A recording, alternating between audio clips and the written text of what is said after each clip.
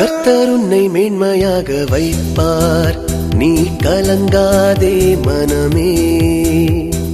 கர்த்தர் உன்னை மேன்மையாக வைப்பார், நீ கலங்காதே மனமே.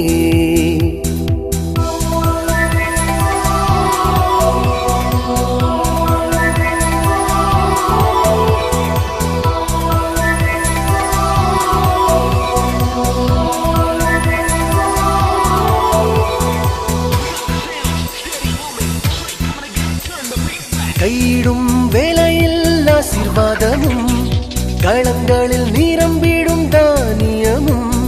கையிடும் வேளையில் ஆசீர்வாதமும், களங்களில் நிரம்பிடும் தானியமும்.